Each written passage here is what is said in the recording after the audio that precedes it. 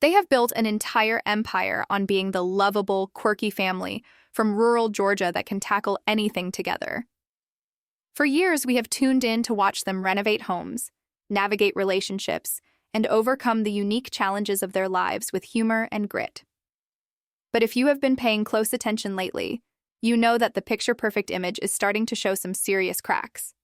The reality of reality TV is finally catching up to them, and the pressure is mounting in ways that the cameras don't always fully capture. While they have carefully crafted a brand based on resilience and family values, the court of public opinion is starting to turn, and the verdict could be devastating for the future of their fame. We are going to dive deep into the side of the Johnstons that TLC doesn't always highlight. The controversies, the questionable decisions, and the intense backlash that suggests their reign as the kings and queens of the network might be on shaky ground.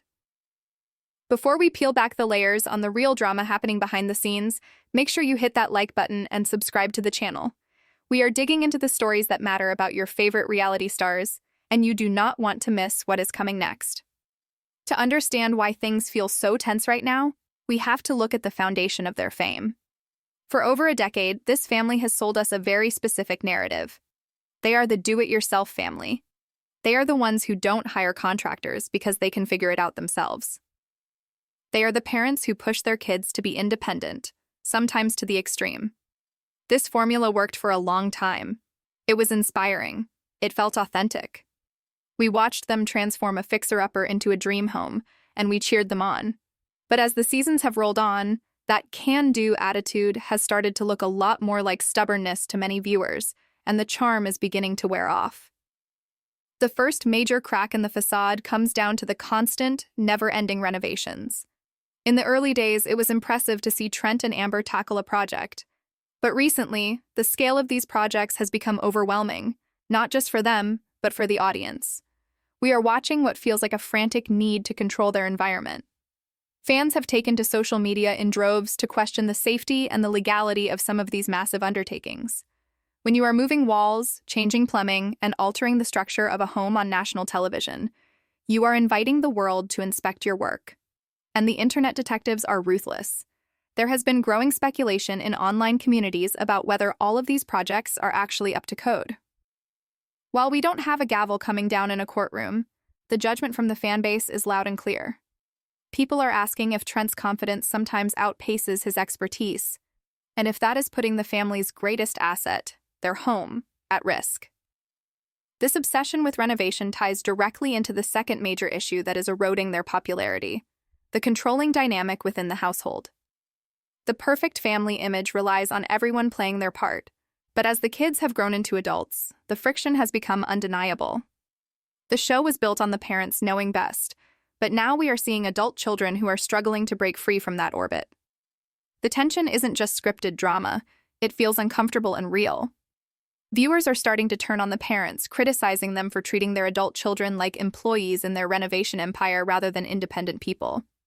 This shift in viewer sentiment is dangerous for a show that relies on likability. If the audience stops rooting for the parents, the show loses its heart.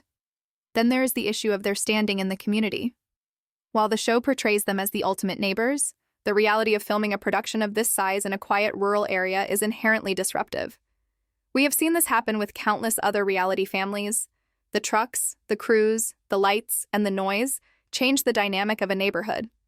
While the show paints a picture of harmony, it is not hard to imagine the strain this puts on local relationships. When you combine the massive construction projects with a full TV production crew, you are no longer just a family living next door. You are a commercial enterprise operating in a residential zone. This is where the real threat to their lifestyle lies. It is not necessarily a single dramatic lawsuit, but the slow, steady erosion of goodwill. The scrutiny they are under now is unlike anything they faced in the earlier seasons. Every financial decision, every parenting choice, and every construction project is dissected by thousands of people. The down-home values they preach are constantly being fact-checked against their lifestyle of new cars, big trips, and constant spending.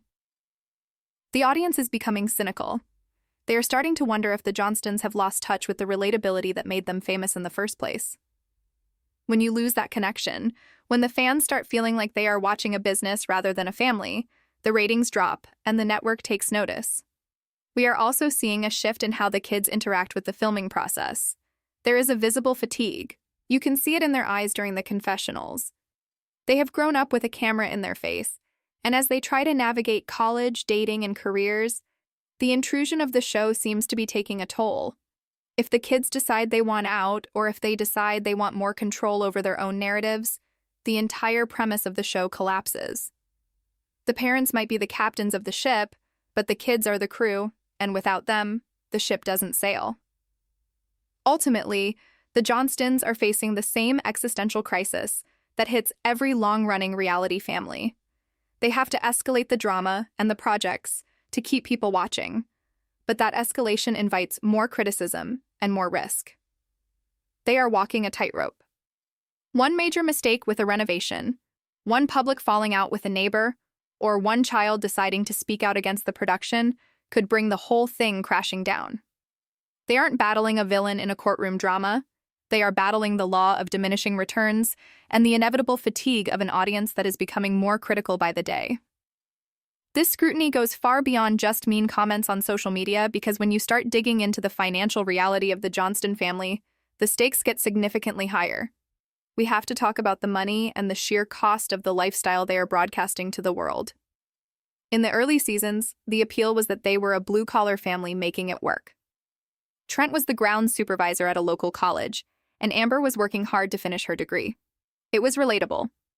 But fast forward to today, and the spending has accelerated at a pace that has left many viewers scratching their heads.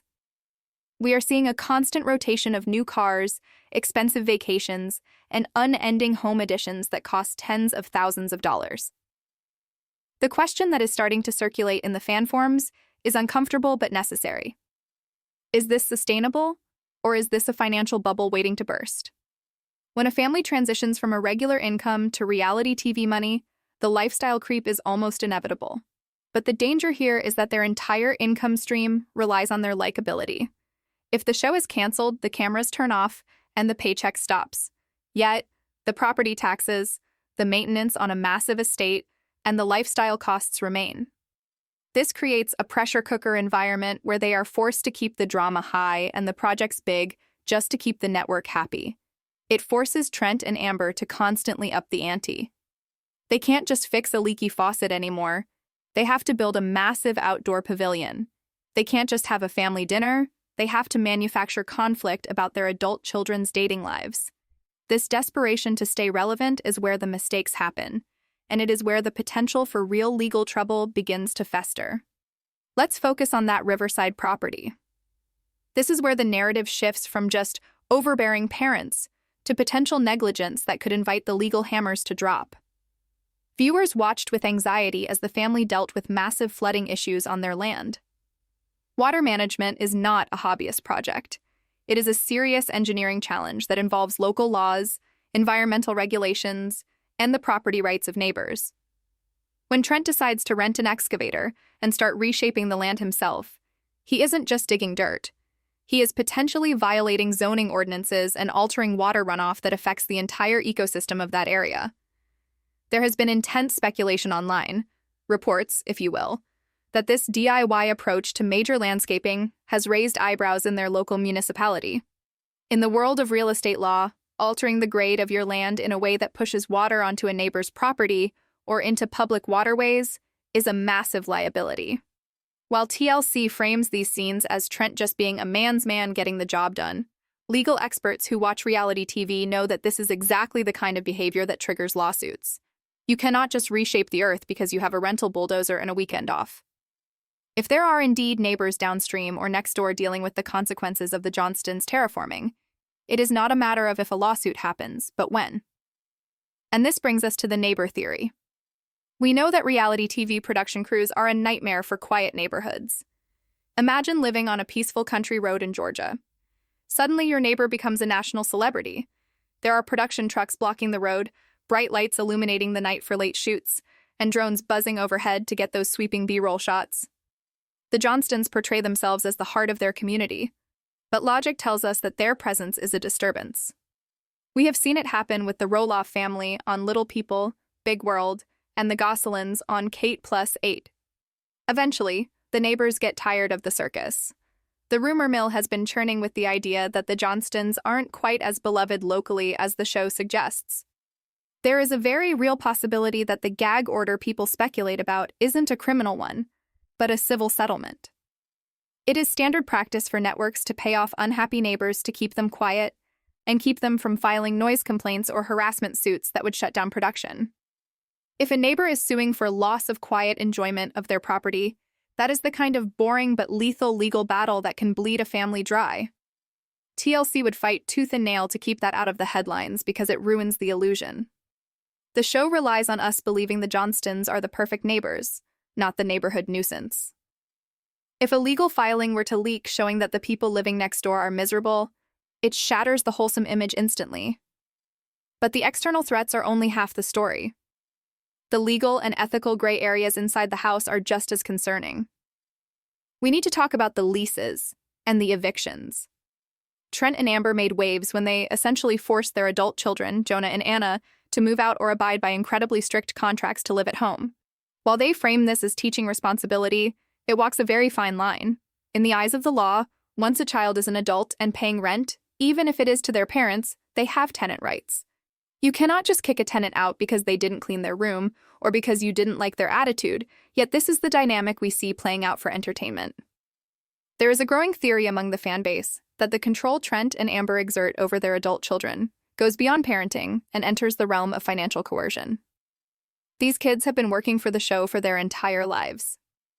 Do they have access to their own earnings? Are the parents holding the purse strings as a way to control their behavior? If Anna or Jonah were to ever get a lawyer and audit the family finances, what would they find? This is the nuclear option that could tear the family apart. We have seen this story play out with the Duggars and other reality families where the children realized they were exploited for content and never saw the money they earned. If one of the Johnston kids decides to sue for unpaid wages or financial mismanagement, the show is over. The most tragic part of this potential collapse is Anna. She has consistently been the target of the most criticism from her parents, yet she is the most beloved by the fans. The audience sees a hardworking, resilient young woman who is constantly belittled. The narrative is turning against Trent and Amber specifically because of how they treat her. If Anna were to break her silence, if she were to come out and say that the environment in that house was hostile, or that she was pressured into filming against her will, the public backlash would be instantaneous and unforgiving. In the court of public opinion, Trent and Amber are already on trial for their treatment of Anna, and the verdict is not looking good. We also have to look at the physical risks. How many times have we seen the kids, or Trent himself, engaged in dangerous stunts for the sake of a plotline? From the pumpkin-chucking cannons to the high-up construction work without harnesses, the show plays fast and loose with safety. OSHA regulations don't strictly apply to a private family residence, but they certainly apply to a workplace, and a film set is a workplace. If an injury were to happen, a serious one, the liability would be a nightmare. It raises the question, is TLC prioritizing footage over safety? And are the Johnstons so eager to please the network that they are putting themselves in physical danger? The silence from the network regarding these growing controversies is deafening. Usually, when a reality family faces this much backlash, there is a PR campaign to soften the image. We see heartwarming specials or interviews where they address the haters. But with the Johnstons, there is just more of the same. This suggests that perhaps the network knows the dam is about to break, and they are just riding the wave until it crashes. They are squeezing every last drop of drama out of the family before the inevitable scandal, be it a lawsuit from a neighbor, a financial audit, or a rebellion from the kids, makes the show unproducible. The Johnstons are living in a glass house that they built themselves, and they are handing stones to the world. They have invited us in to judge them, and now that the judgment is turning sour, they can't just close the blinds. The reality is that the biggest threat to the Johnston family isn't a single event. It is the accumulation of questionable choices, risky behavior, and an arrogant belief that the rules don't apply to them because they are on TV. But as history has shown us, the higher you fly on reality TV, the harder you fall. And right now, the Johnstons are flying very high, with very little safety net beneath them. The clock is ticking, and the question isn't if the legal and social consequences will catch up to them, but how much longer they can outrun the truth. So, what is the endgame here? When you look at the trajectory of every major reality TV scandal in the last decade, the pattern is identical. First comes the fame, then comes the ego, then comes the excessive spending, and finally, the exposure. The Johnstons are currently sitting in that dangerous third phase, and the fourth phase is knocking at the door. We are predicting that this current season, or perhaps the next, will be the turning point where the family can no longer control the narrative. The rumors of legal trouble, the visible unhappiness of the children, and the growing resentment from the fanbase are a toxic cocktail that TLC simply cannot ignore forever. The network is in the business of entertainment, not liability. If the rumors of a neighbor lawsuit gain traction, or if the speculation about building code violations turns into actual fines, TLC will cut ties. They have done it before with their biggest stars, and they will do it again. The Johnstons likely believe they are indispensable to the network, but the graveyard of canceled reality shows proves that everyone is replaceable. The moment the legal headaches outweigh the ad revenue, the cameras will be packed up, the crew will leave, and the family will be left alone in that massive house with the bills piling up and no audience left to impress.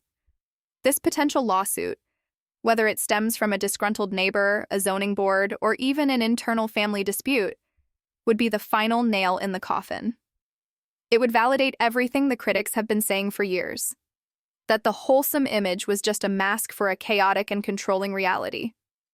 The Johnstons have spent years building a fortress to keep the world out, but they forgot that the biggest threats usually come from within. The cracks are spreading, the foundation is shifting, and it is only a matter of time before the whole thing comes down. Now I want to hear from you. Do you think the Johnstons can survive this growing backlash? Or are we witnessing the final days of their TV career? Do you believe the rumors about the neighbor disputes and the legal threats? Let me know your theories in the comments below because the conversation is just getting started. And if you enjoyed this deep dive into the dark side of reality TV, please make sure to hit that like button and subscribe to the channel. We are tracking this story closely, and as soon as that first court document drops or the next scandal breaks, you will hear it here first. Thanks for watching.